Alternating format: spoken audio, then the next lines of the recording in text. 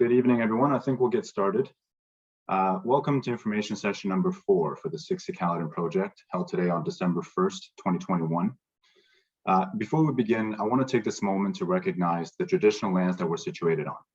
Although I'm currently in my home in Toronto, the head offices of Hamilton East Kiwanis Homes and Victoria Park Community Homes, the partners in Caledon Community Collaborative, along with the site at 60 Caledon Avenue, is situated upon the traditional territories of the Erie, Neutral, Huron-Wendat, Haudenosaunee, and the Mississaugas. The land is covered by the Dishras One Spoon, One Poon Belt Covenant, which was an agreement between the Haudenosaunee and Anishinaabe to share and care for the resources around the Great Lakes.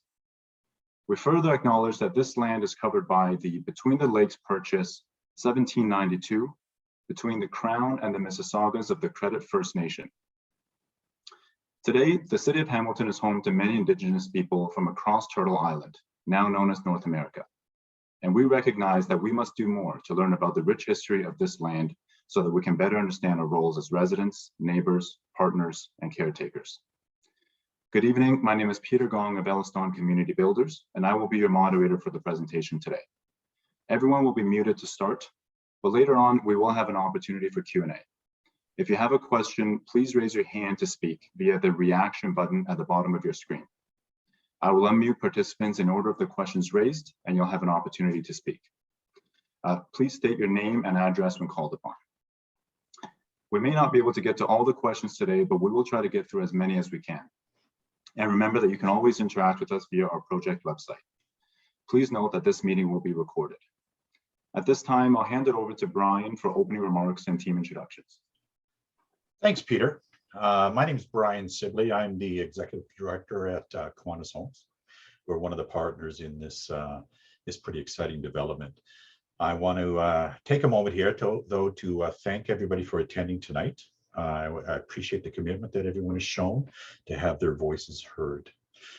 Over the last 6 months, we've received a lot of feedback on this project from the community, which has informed the planning and design team. And I personally want to thank the members of the community who took the time to share their opinions, suggestions, and often concerns with us. I also want to take a moment just to thank Councillor Danko, who's been unyielding in advocating for the neighborhood residents and affecting the design of this particular development. By way of explanation, I just want to make sure that people understand that creating affordability in housing is not a one-size-fits-all solution, right? There are many people who are facing challenges in our community due to the lack of decent, affordable housing.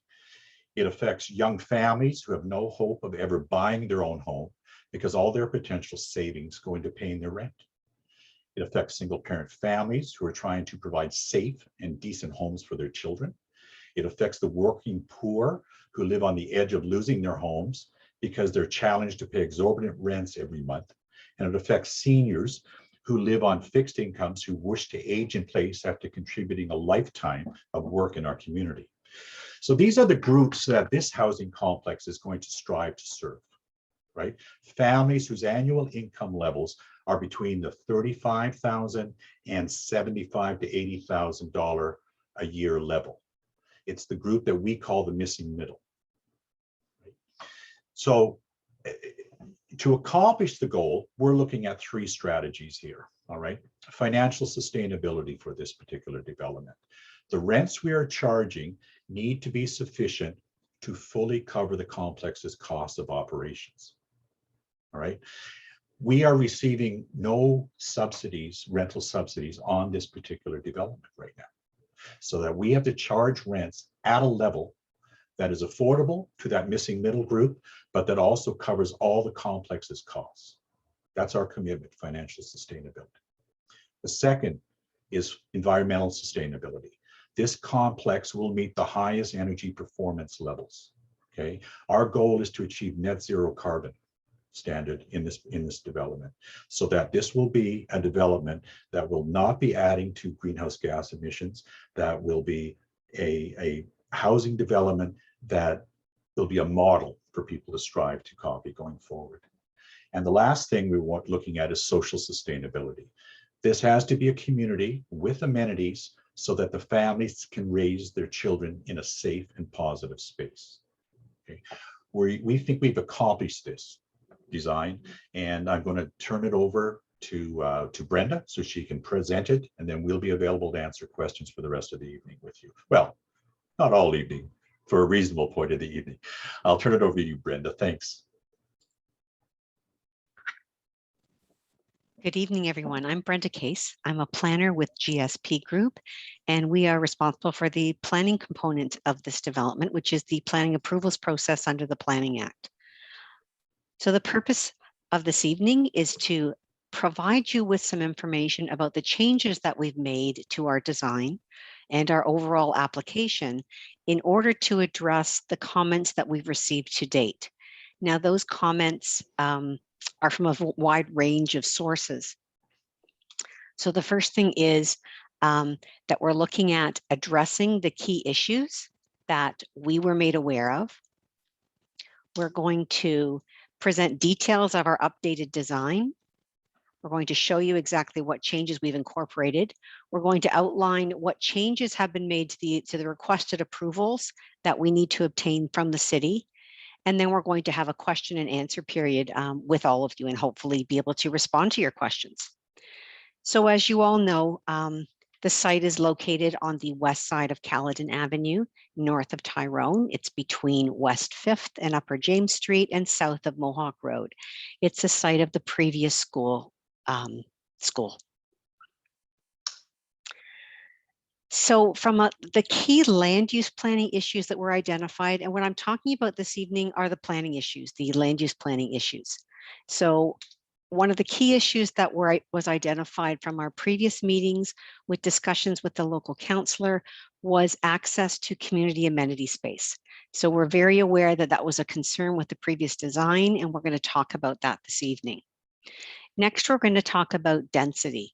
So there were a lot of questions and concerns about the number of units, the density that we were proposing, and what that meant to the community. We're going to talk about height. There were concerns about loss of privacy, concerns that it was just too tall, that the 8-story apartments that were proposed was just too high for that area. We're going to address parking, which was identified as an issue at the former meetings as well. We're also going to talk about the amount of impervious hard surfaces. So when this application was reviewed by Urban Design, as well as community members, there was thought to be too much asphalt, the parking areas were just visually too prominent and too big. And finally, we're going to talk about garbage. Garbage pickup was identified as an issue by the community, and the issues that already exist in the community, and what we want to do is make it clear that this particular development is not going to exacerbate any concerns that you may have now. So let's start with the original proposal. So what you see in front of you is the same plan that we presented to you at our previous open house. And it included 58 back-to-back townhouses and 264 apartment units, representing a total of 322 units. Divided between 4 blocks of 2- to 3-story back-to-back townhouses along Tyrone and Caledon Avenue, and then more centralized apartments in the interior of the development, as well as a centralized, so here we've got the 8-story apartments, then we've got a centralized community amenity area inside, which was sort of framed, but it still had public access from Caledon Avenue. We had 2 main accesses to the site, which were like the key driveways into it, and they provided access to parking lots that branched off from that main area. So in total, we had 288 parking spaces, which was in compliance with the zoning bylaw. We provided a 9-meter internal driveway to allow good access to the parking lots and the various units. And that was the original development that you saw before. So this is what it looks like, what the original plan looked like from above. And just to give you a better idea, what we're talking about is reorienting that community amenity space. So it's actually fronting Caledon Avenue. So you don't have, there isn't just a little walkway. The actual amenity space fronts Caledon and is accessible to Caledon. What this meant was we had to, we revised the design of those units that were fronting Caledon, and we split them up in two. So now there's going to be a block in front of, along Caledon, and one in behind where that red rectangle is. In addition, in terms of the apartment buildings, we've taken off the top 2 floors. We've brought the height down from 8 stories to 6 stories. This resulted in a decrease in the total number of units from 322 units to 266. And it also means a decrease in the overall density, which is now below 100 units per hectare. What you can also see here is there was, as you drove into the site from Caledon Avenue, there was a lot of asphalt. So you got the driveway, and then from the driveway, you went into a parking lot, and that parking lot had a driveway.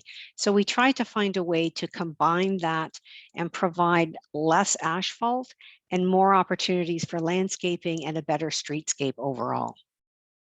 So what this translates to is our revised design here.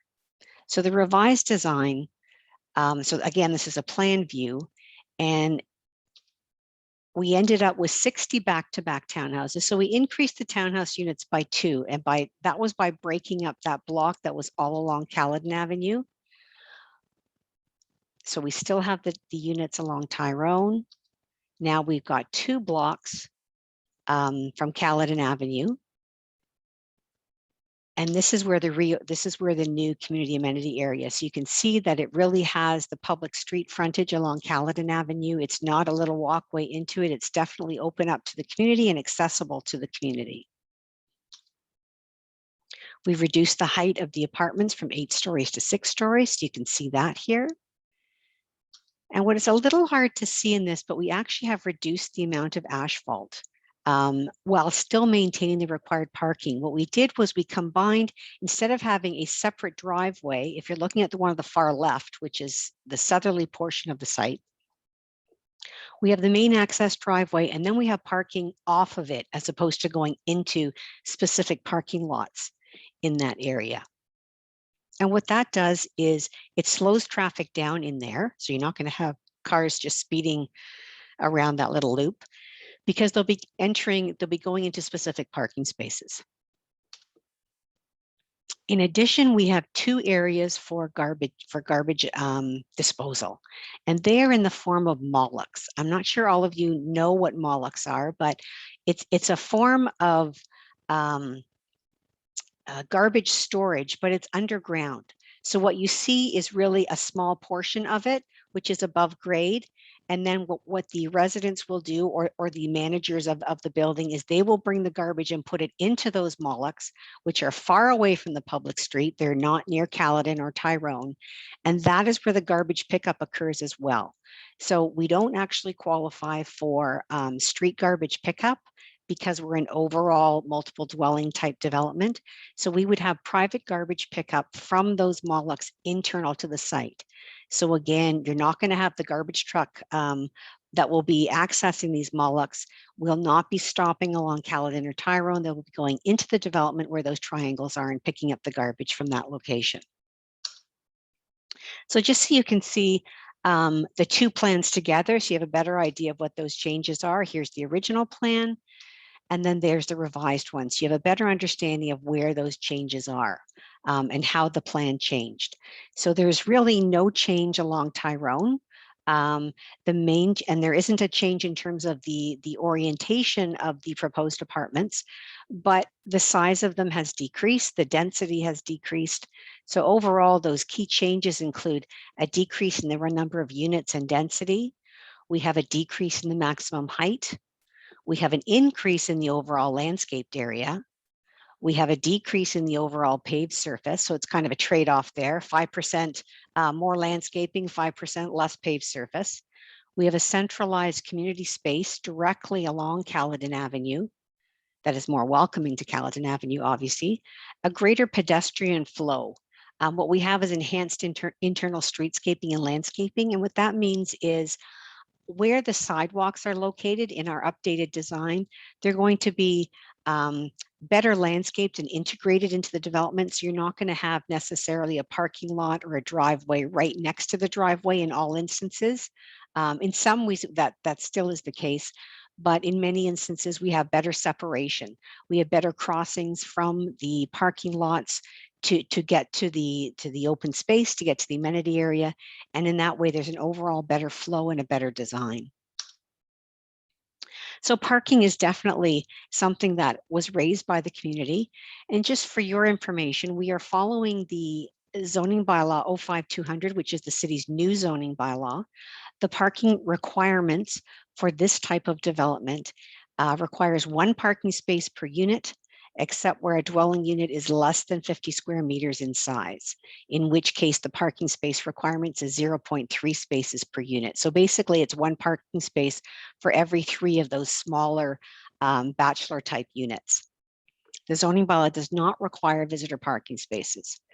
So we are proposing 266 units with 237 parking spaces in this revised design.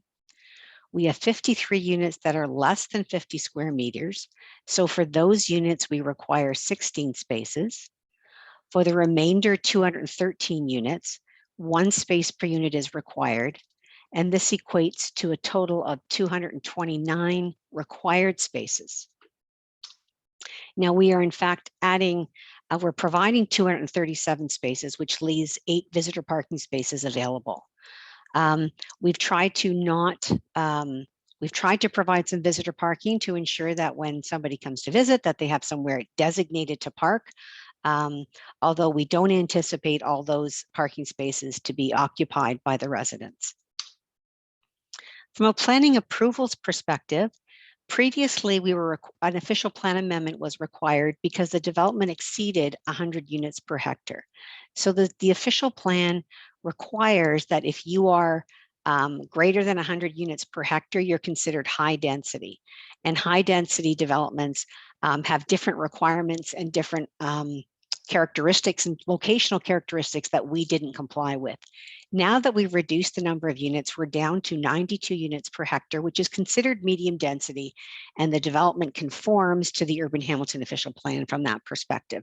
So we no longer require an official plan amendment based on the updated scenario. We still required a zoning bylaw amendment. As you're aware, the property is zoned community institutional I2, and other than there are some other uses permitted, but the only type of residential uses that are permitted are single detached dwellings, a residential care facility, a retirement home. Those are really the only type of residential uses that the I2 zone currently permits. So we still require an amendment to the I2 zone to allow the type of residential uses that we're proposing, which include back-to-back townhouses and apartments. And we're also requesting a height increase to 6 stories for the apartments.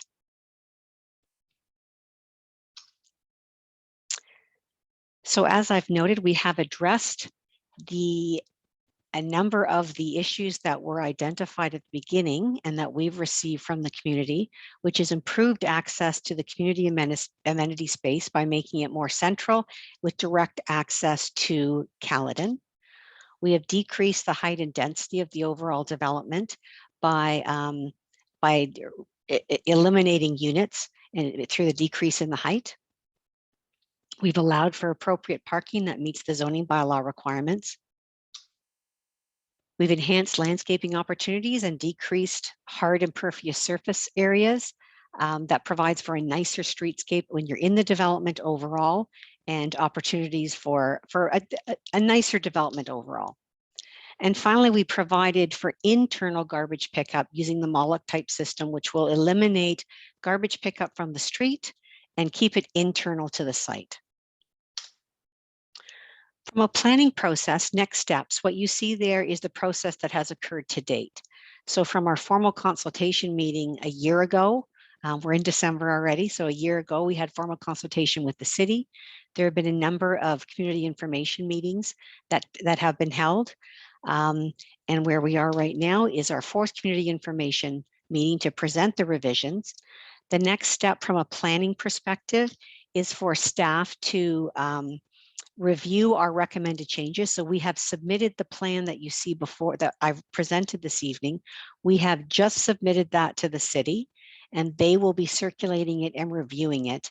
And based on their review of that document, they will be making recommendations and preparing a staff report to committee. And that recommendation would then, that would include a public meeting, a statutory public meeting. So hopefully what we're looking to is in the early part of next year, we're looking for a statutory public meeting that the city will hold. That will be another opportunity for you to voice your opinion, your comments to your counselors, your counselors and to planning committee at that meeting.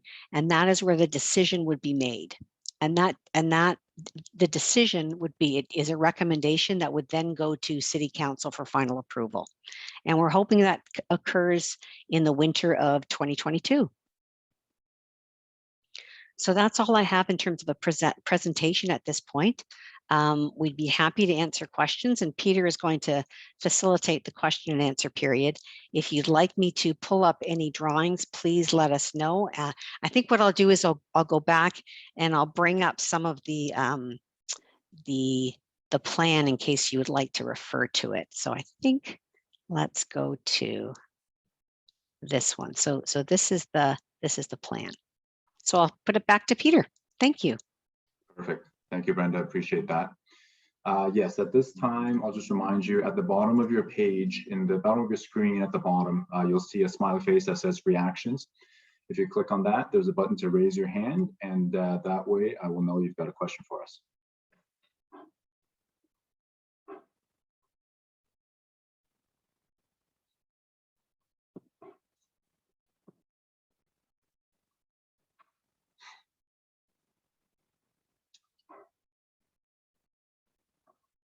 I don't see any coming through yet.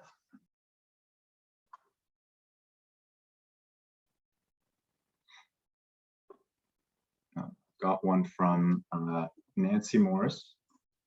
So Nancy, you can just unmute yourself and you can ask your question. Yeah, so I just have a question about the garbage pickup that was explained. Is the fees for that, are we paying for that in our city taxes now for them to have garbage pickup from a private company? No, you're not. That is something that would have to be covered by the overall development. It is not, it's private pickup, paid privately. Paid by the people that are living there? Maybe I'll let Lorianne explain that, or possibly Peter. Brian, sorry. Yeah, for complexes like this, we would be paying for a private waste management company to come in and pick it up. So it would be part of our budget and would be paid for by the rents that we charge. Okay, thank you. No problem.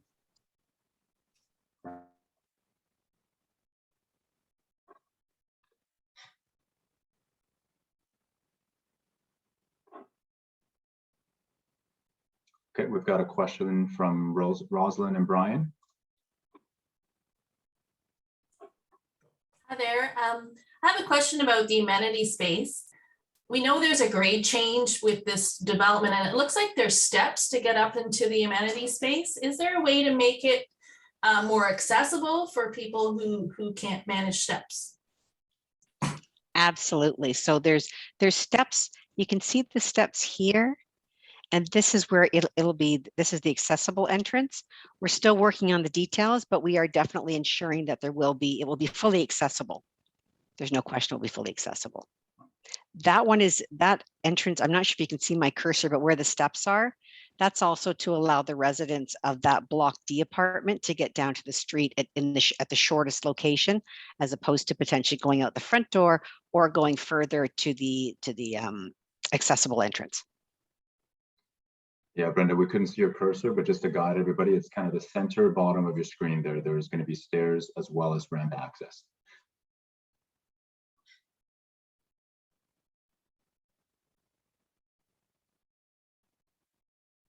We've got another question coming in. I'm going to get your name wrong, but I think it's Johan, if you don't mind introducing yourself. That's correct. Can you hear me? Yes, we can. Johannes. Okay, how are we going to avoid the cluttering of Caledon with the visitor parking? People that visit their family members that live there is going to fill up the whole street there. I'll direct that question to Brenda, and then maybe I can fill in after. Certainly. We feel we do have sufficient parking on site to accommodate it.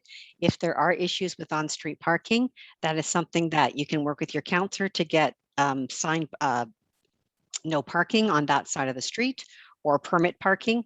But at this point in time, we are meeting the bylaw requirements for parking. Do you have enough parking spot for the visitors, not just the tenants? Yes, and that's what I'm saying. The zoning bylaw doesn't require specific visitor parking.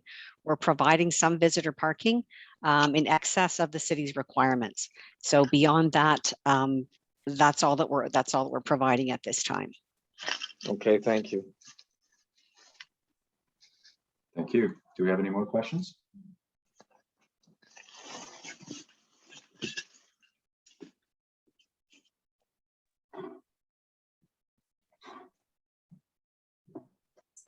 Cool. We're back to Rosalind. Yes, I'm just eyeballing it, but is the central amenity space slightly smaller in the revised proposal? Do you have a comparison of the size of that amenity space between the old plan and the new plan? It's exactly the same size. Okay, thank you. Over to Carl. Hi, just a quick question, by the way. Excellent work on this development. I'm really happy to see this proposal moving forward. I was just curious, given the concerns that I heard about parking and the number of spaces, if there's any plans, and this might be out of scope for you guys, in terms of transit improvement for the accessibility, given the addition of medium density to the neighborhoods, I just wondered what plans there had been or integration with the city of Hamilton in terms of increase in HSR service up that way. As a part of the application, as a part of the process, the application is circulated to HSR and they provide comments. So what they do is they look at the potential number of new people coming into the community, and on that basis, and they project potential additional requirements. So at this point, we don't know what they are. I don't know what the comments are from HSR at this point in time, but from a sustainability perspective, the more people you have in the area, the more sustainable public transit becomes. So I can't speak to improvements at this point, but HSR is made aware of the development and they comment on what we're proposing to add to the community.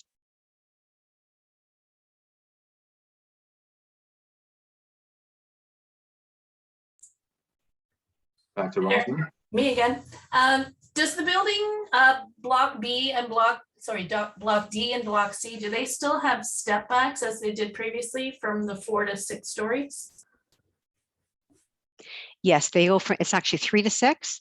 So the stepping still occurs from if you're looking at Caledon Ave as you move west.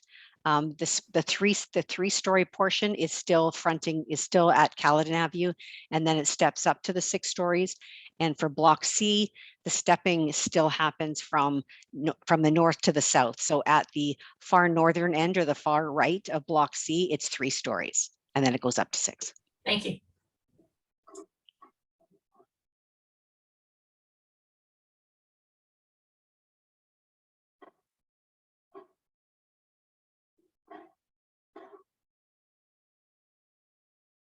Over to Mark. Good evening. Just a question about the amenity space. How is the community guaranteed perpetual use of that space? We're losing a large piece of beautiful green space now to this development. How would we be able to ensure that we get continued use of that space perpetually? Thank you.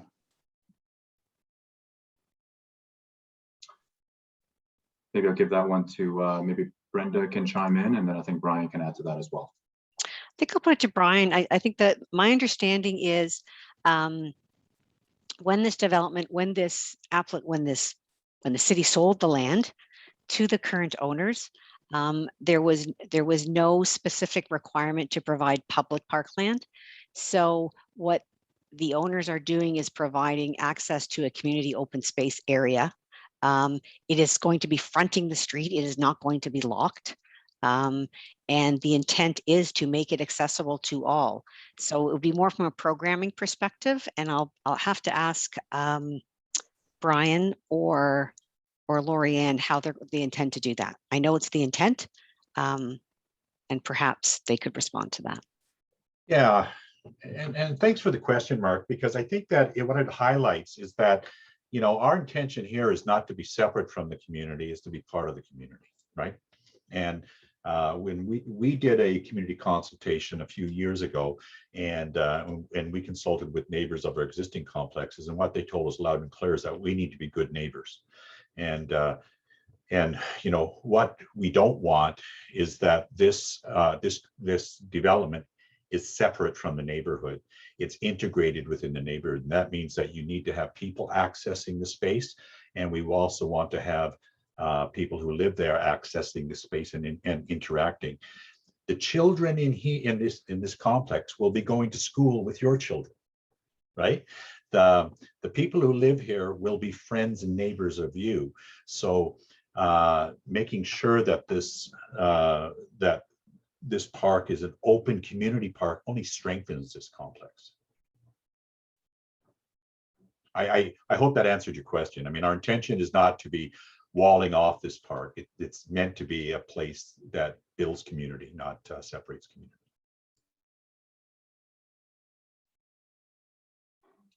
Next question is from Johannes. As it stands right now, there's no busing service to Assumptions of Our Lord Catholic School that's on Lime Ridge because of I don't think there's enough density there to go by. But I imagine that once this complex goes up, they're going to have the bus service there. So I know it's not your ticket to solicit that, but you can inform the busing people that there's going to be a larger population and that they should program ahead of time a busing route to go to Assumption of Our Lord Catholic School for the children. I just add to that, as with the application being circulated to HSR, the application is also circulated to all the school boards. So they are made aware of the populations that's being added to the community, and they determine what ratio would be projected to go to the Catholic school, the public school, the elementary school, and the high schools. So they have the opportunity for input, and they are made aware, just as HSR is, of the added population into the community. I would just encourage you that they be made aware due time, because they probably have to acquire more buses, and that can't be done once the complex goes up. It'll probably take maybe a year or so for them to get the buses. So long as they're anticipating that in the future it's going to be built and they can foresee that. Thank you. Wonderful, thank you.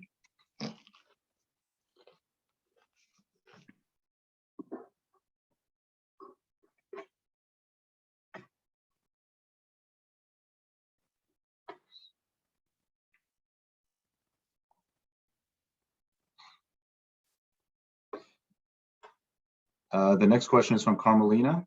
I'll ask you to unmute now.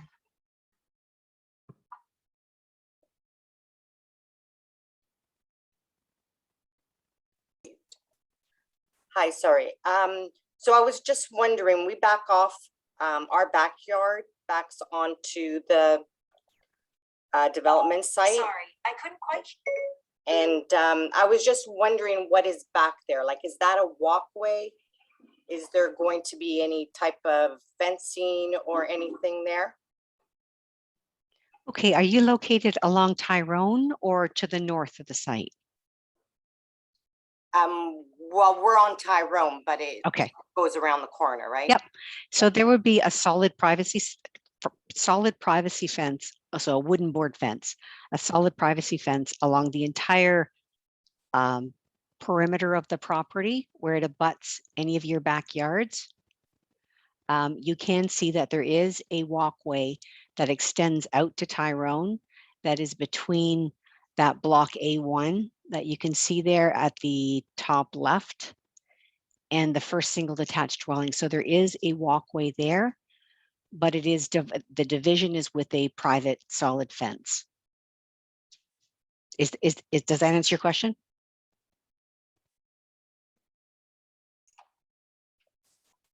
Yes, it does. Thank you.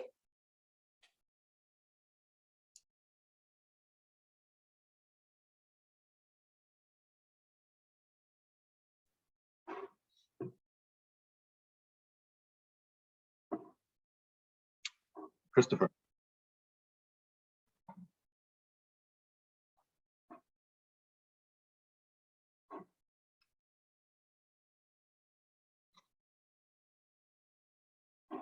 Christopher, over to you. You might have to click unmute on your screen there.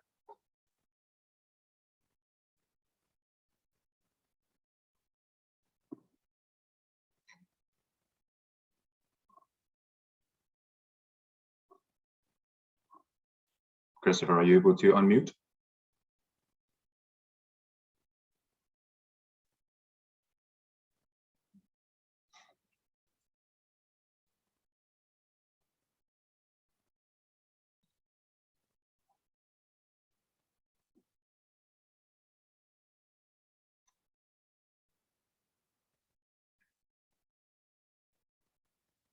We've got a question from Frank.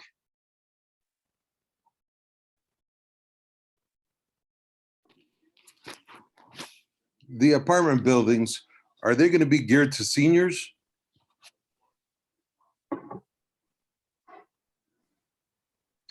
Maybe we'll have Brian answer that question. Yeah, the apartment building is has ones and twos. I think most of the threes are actually in the townhomes, right? Our mission is to provide housing for families, but what we wanted to have is the opportunity for people to age in place.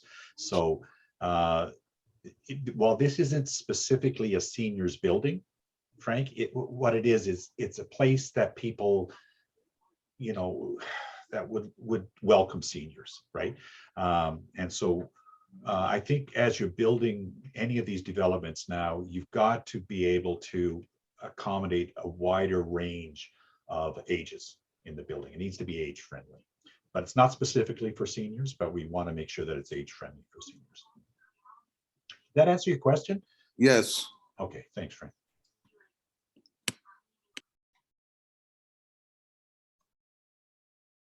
Perfect, thank you. And next is Johannes.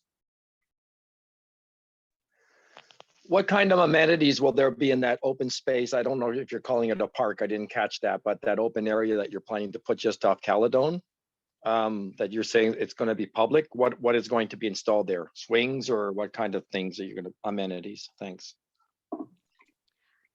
At this point, we don't have the details on it. There will definitely be a play gym for the little ones. We've got potentially have community gardens. We have open lawn areas for passive open space. And the other types of uses would be addressed kind of at the site plan stage when we really have a better understanding of what we're dealing with. But we could definitely take some suggestions from you. And but a play area is a given, a children's play area. I'm just going to jump in here on that, Brenda, because this has been a thing that we have talked to, and I don't know if Lorianne wants to contribute as well, is that we felt that this was an opportunity to really have neighborhood input in what should be in that park, right? And we pushed back at planning saying, this is not, we don't want to be making the full decisions of what should be there. We want to consult with the neighborhood. So I think there's an opportunity for us to have that discussion going forward. I don't know what your thoughts are, Lorianne. I'm relaying a message from Chris that could not unmute himself while you're still talking. No, that's okay. Go ahead. Oh, okay. Just my volume went down because he tried to call him. He's asking about the amenities such as soccer nets or basketball nets, or is it just going to be for children? Like, is there going to be some kind of sports installations? And as Brian just indicated, it's a great question. We have not discussed the details because we're actually hoping the community provides some input. We can't promise everything, obviously, but just like we heard you with the other concerns, we'd love to hear from you as to what you think is really important in that area. When As would be the Brian- good time for that? Obviously, right now it's too early to do that. That'll be in a follow-up meeting. Is that correct? We're getting closer, and you don't have to wait. Certainly our website is Okay. open to you at all times, and we welcome the input through there. Yes, we will have further consultations, but right, it'll be addressed, as Brenda said, during the site plan. So we do this by email. You could do it by email. You could even send it directly to the planner Okay. at the city, which is that person's name is posted on the public notice sign. I think Okay. it's Mark, I think. Okay. You could send it by mail. You could contact him directly by telephone or by email.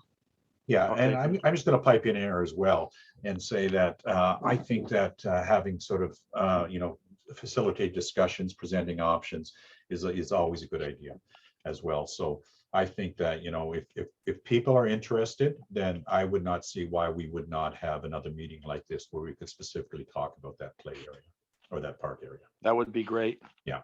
So Well, so we can narrow that down. Yeah, I don't know if Peter, you might have a better idea of when would be an appropriate time to be doing that, but I think that makes a load of sense, right? Maybe there can be a poll where you have the different amenities that can be proposed, and then people check that off, and then according to what most people are asking for, that can be installed.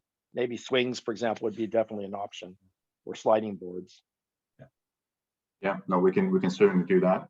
We can look into a time when it's appropriate in the new year, just to get some more feedback from you guys and work that into the design for sure.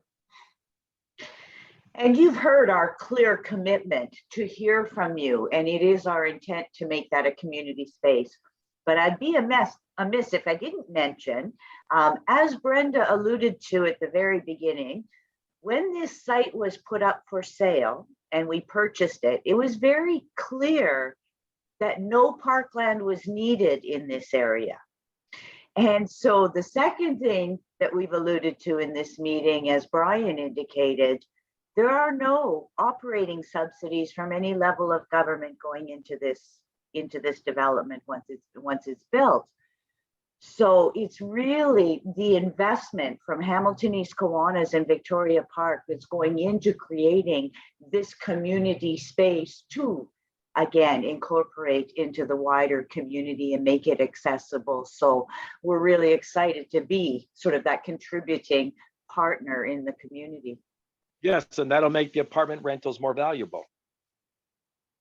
But as Brian said, we are targeting that income level, so we are limited on the caps. We are committed to affordable housing rentals. So yeah, so Johannes, I mean that's an interesting thing there, because when I said earlier when I had people allowed me to speak for a couple of minutes, we're really looking for targeting a specific income range, which is that sort of 35, 40 up to about 75, 80 range.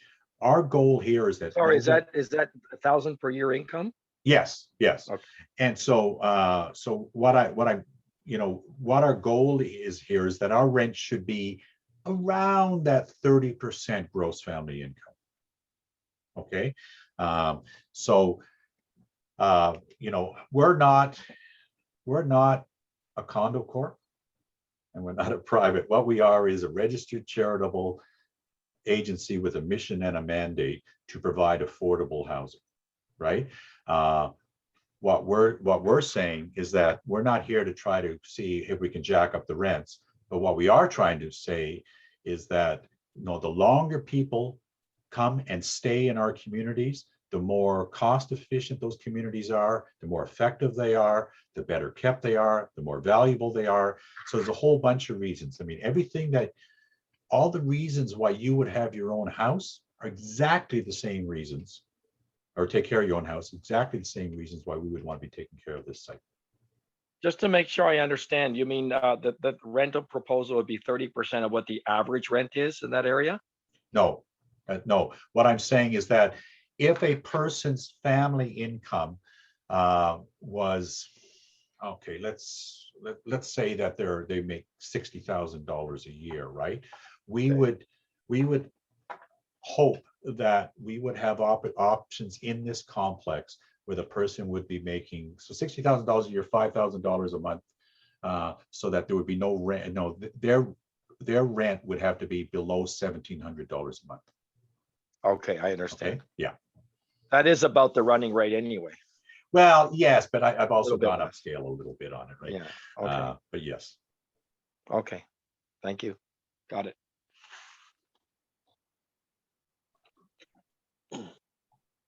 Perfect. Do we have any more questions?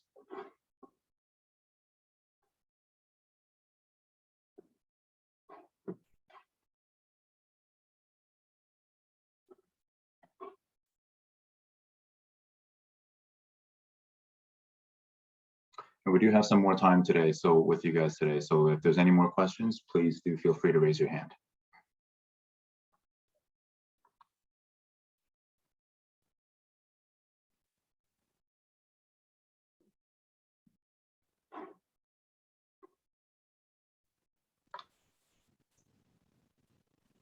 Peter, if there aren't any questions, we may be ending earlier. Oh, We I may see some be. hands go up. Perfect. We do have a couple more. Maybe I'll go to Councillor Danko first. Thank you, Peter. I just wanted to draw your attention. I think Mr. Duncan was trying to raise his hand and get your attention there. Oh, maybe I must have missed it. Mr. Duncan, do you want to try that again? That way you pop to the top of my screen here.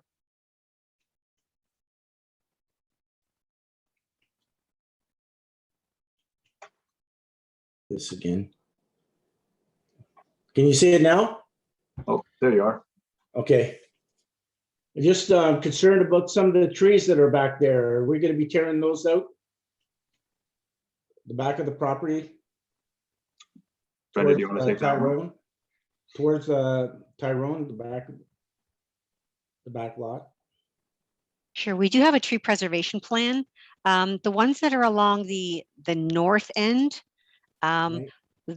and along the western property boundary, our designs would ensure that those would be retained. So anything that's not on our, first of all, anything that's not on our property or on the property line, you sort of see those trees outlined in the Right. plan before you. Those will all be saved. They're Okay, going to but be. Oh, there is a big tree. It's close to that parking lot to the back there. It's a pretty big tree. What are we going to do? Are you going to take that one down? I have to check the tree preservation plan. If you could possibly, on a plan, that maybe we can talk about this when we're one-on-one type thing, we can identify exactly where the tree is that you're referring to. A tree preservation plan is required as a part of the development. And for every tree that is taken down, it has to be replaced. And depending upon the size of it, so let's say a jumbo tree comes down, it doesn't mean that one little tree has to be replaced. It's based on the size. So in this particular, pretty big. Yeah, so in this instance, the city will determine how many trees are required to replace the ones that we are taking down.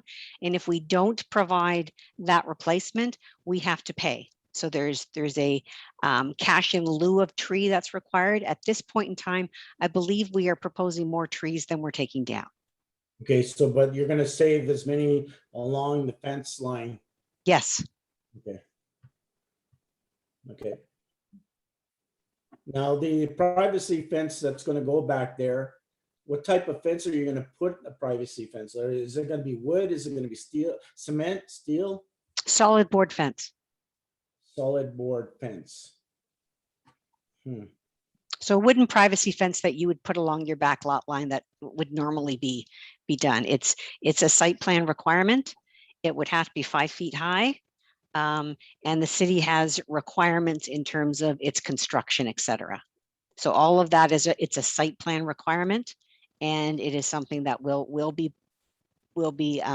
constructed along the entire west and north lot lines.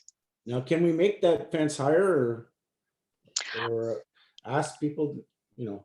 How tall are you looking to make it? We have structural issues. The city has a requirement, but that's something that we can definitely talk about. Yeah, okay. No, I just concerned about our neighbors there, whether the privacy, if they're going to get enough of the privacy, and if you're only going to put a 5-foot fence, are they getting enough privacy there? Right. Well, we also I'm sorry.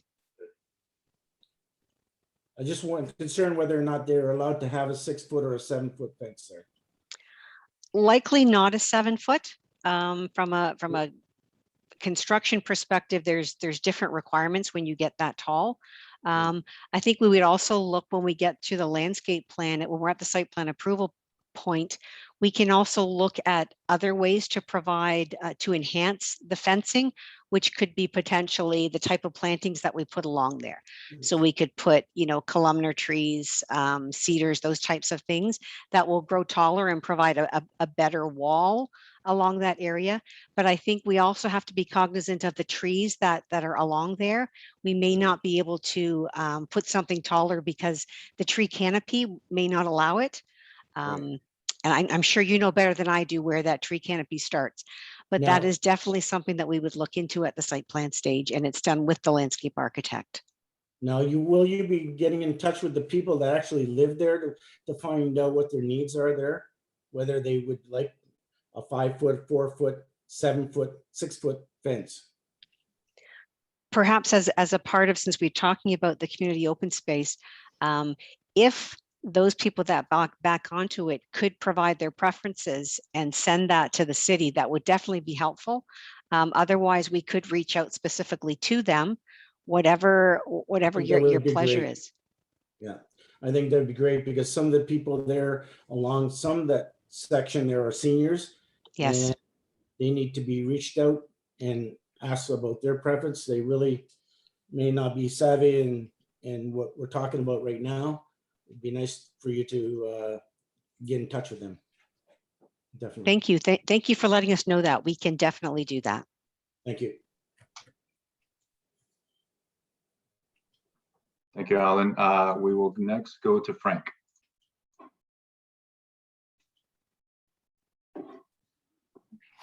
Hi, was the green space ever considered along Tyrone? Instead of where you have it right now? Because right where you have your townhouses, you're taking up a lot of parking spaces on that street. Because if you come out right now, there's cars from Hawkridge to Caledon parked on that side.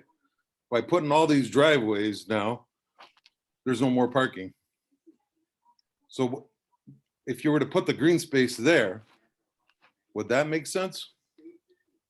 From the city's design perspective, that the city would like eyes on the street.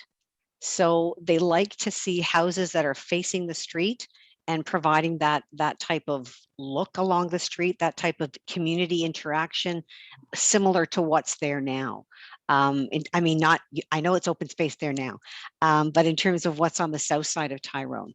So from a community perspective, it makes more sense to have houses facing houses as opposed to having and driveways that are going onto a public street versus everything internal to the site. So I know that clearly that would be the community's preference to have that whole area as the park.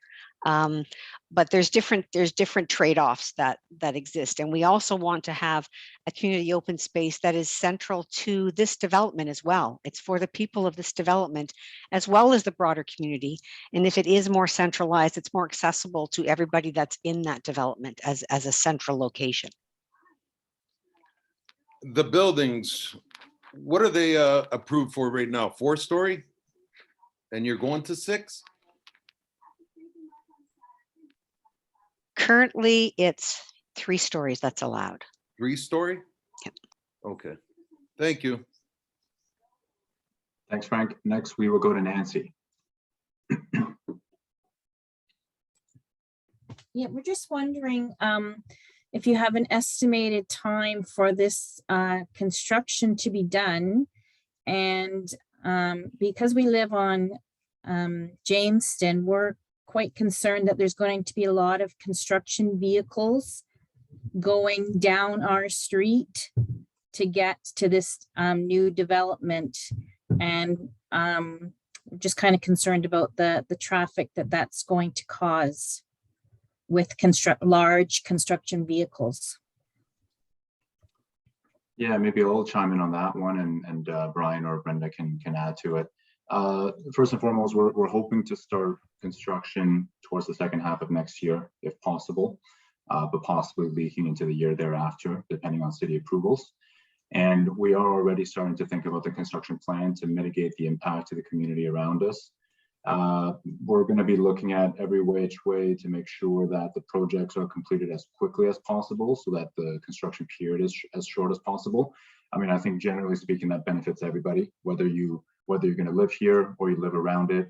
And also from Brian and Lori Ann's perspective, I mean, as quickly as we can get these products online, it's better for the community at large. So we will be looking at that. There's going to be dust control mitigation measures. There's going to be erosion control mitigation measures. So all of those things will be considered as much as possible.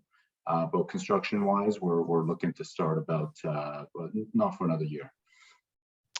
Just from, again, from the site plan approval perspective, the city requires, they have an extensive list of requirements when we get to the site plan. So we're not approved yet, so we can't start any type of construction. After this zoning approval, hopefully this zoning approval happens, then we would proceed to site plan approval. But one of the things that's required through the site plan approval process is a construction management plan.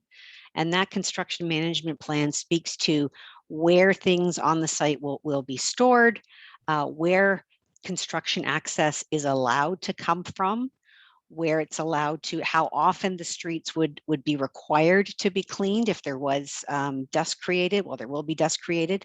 There is, yes, exactly what Peter just said. There's a dust management plan that's required, and it's not just a plan. The city requires that you retain the right people to do that, and it's in a contract.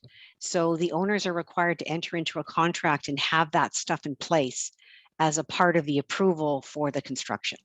So I just wanted to let you know that there's a different process to follow, and there's many steps involved in that process, and there's many checks and balances that occur.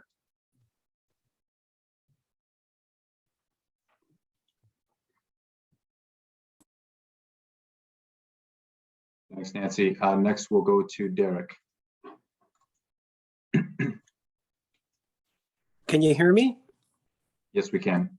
Thank you. Thanks for this opportunity to speak. I'm joining a little late, so hopefully my comments aren't repetitive, but they may be. I've been on a couple of these meetings and appreciate the opportunity to speak tonight and have this public forum. Message from before, but I'm a little concerned that, I guess the first question, the new public amenity space, I guess it's really not public, it's still in private ownership. Is that correct? Correct, yes. That's correct. The city is not prepared to have a park. They are not prepared to purchase a park or build a park. So I guess my question is then, why can't this development donate land for a park that is truly, like, publicly, it's part of the community, not kind of tucked into this private development? I guess the first part of that answer is we bought the land from the city. So we paid the owners paid the city for the land, and the city could have retained land to not sell to them for a municipal park. So in this instance, as Lori Ann was saying, there was every opportunity for the city to keep land for public park purposes. So we are still prepared to provide this community open space. Yes, we will be owning it and maintaining it, again, at no cost to the taxpayers, for the benefit of the community. So I think this is a very good compromise from that perspective, but we need to keep in perspective the fact that the city owned the land, the city sold the land, and did not retain any land for park purposes. Okay, so second question, is there, I don't think there is, but is there any underground parking? No, there is not. Okay. Okay, that's all I have. Thank you for the answers. Perfect. Thanks, Derek. Yeah, thank you. I don't see any other questions coming in. If you do, please do raise your hand now. Otherwise, we may be able to finish early today. I've got another one from Johannes. Please go ahead.